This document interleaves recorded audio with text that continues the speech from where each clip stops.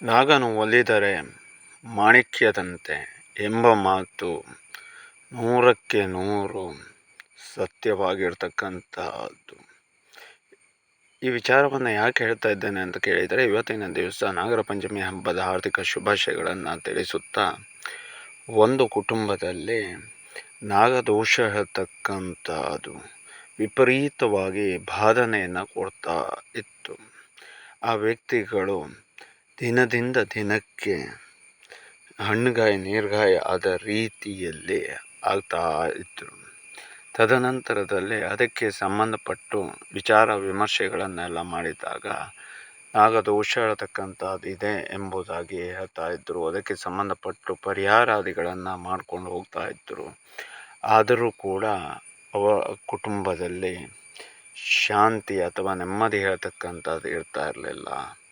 ಮತ್ತು ಅಷ್ಟೇ ಅಲ್ಲದೆ ಅನಾರೋಗ್ಯ ಪೀಡನೆಗೆ ಒಳಗಾಗತಕ್ಕಂಥದ್ದು, ಅರ್ಧ ಆಯುಷ್ಯದಲ್ಲಿ ಸಾಯ್ತಕ್ಕಂಥದ್ದು, ಈ ರೀತಿಯಾದಂತಹ ಬಾಧನೆಗಳಲ್ಲಿ ಸೋತು ಸುಣ್ಣವಾದಂತಹ ಸಮಯದಲ್ಲಿ ಒಮ್ಮೆ ನಮ್ಮಲ್ಲಿಗೆ ಆ ಕುಟುಂಬದಲ್ಲಿ ಇರ್ತಕ್ಕಂಥ ಸದಸ್ಯರೋರ್ವರು ಬಂದು ವಿಚಾರವನ್ನು ಮಾಡಿದಾಗ, ನಾಗದೋಷ ಹೇಳ್ತಕ್ಕಂಥದ್ದು ಇದೆ, ಹಾಗಾದರೆ ಹಿಂದೆಲ್ಲ ನಾವು ಇದಕ್ಕೆ ಪರಿಹಾರವನ್ನು ಮಾಡಿದ್ದೇವೆ ಅಂತ ಹೇಳುವುದಾಗಿ ಹೇಳ್ತಾರೆ.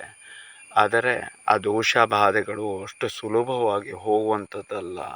ಮತ್ತು ಅಷ್ಟೇ ಅಲ್ಲದೆ ಅದಕ್ಕೆ ಸಂಬಂಧಪಟ್ಟು ಈ ರೀತಿಯಾದಂತಹ ಒಂದು ಪರಿಹಾರವನ್ನು ಮಾಡಿಕೊಳ್ಳಿ ಎನ್ನುವುದಾಗಿ ತಿಳಿಸ್ತೇವೆ. ಮತ್ತು ನಮ್ಮ ಮುಖೇನವಾಗಿ ಅವರು ಆಶ್ಲೇಷ ಬಲಿ ಇತ್ಯಾದಿಗಳನ್ನು ಮಾಡಿಸ್ತಾರೆ.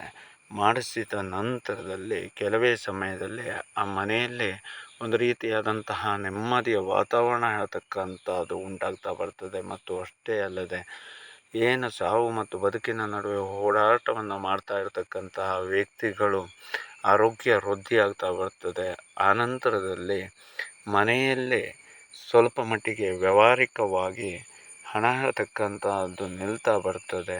ಆ ಮನೆ ಹೇಳ್ತಕ್ಕಂಥದ್ದು ಈಗ 6-8 ವರ್ಷಗಳಾಯಿತು ಸ್ವಲ್ಪ ನೆಮ್ಮದಿಯಿಂದಾಗಿ ದುಡುಕೊಂಡು ಅವರ ಪಾಡಿಗೆ ಅವರು ಬಾಳಿ ಬೆಳಗ್ತಾ ಇರುವ ರೀತಿಯಲ್ಲಿ ಆಗ್ತಾ ಇರತಕ್ಕಂಥದ್ದು. ಮತ್ತು ಅಷ್ಟೇ ಅಲ್ಲದೆ ಏನು ಆ ಕುಟುಂಬದಲ್ಲಿ ಒಬ್ಬರಲ್ಲ ಒಬ್ಬರು ಅರ್ಧ ಆಯುಷ್ಯದಲ್ಲಿ ತೀರಿ ಹೋಗ್ತಾ ಇದ್ದರು, ಅವೆಲ್ಲವೂ ಕೂಡ ನಿಂತಿರ್ತಕ್ಕಂಥದ್ದು. ಹಾಗಾಗಿ ನಾಗನು ಒಲಿದರೆ ಮಾಣಿಕ್ಯ, ಮುನಿದರೆ ಸರ್ವನಾಶ ಅಂತ ಹೇಳುವಂಥದ್ದು. ಹಾಗಾಗಿ ಪ್ರತಿಯೊಬ್ಬರೂ ಕೂಡ ನಾಗರ ಆರಾಧನೆಯನ್ನು ಮಾಡಿಕೊಂಡು ಆತ ಸುಬ್ರಹ್ಮಣ್ಯನ ಸ್ವಾಮಿಯ ಅನುಗ್ರಹಕ್ಕೆ ಪಾತ್ರರಾಗೋಣ.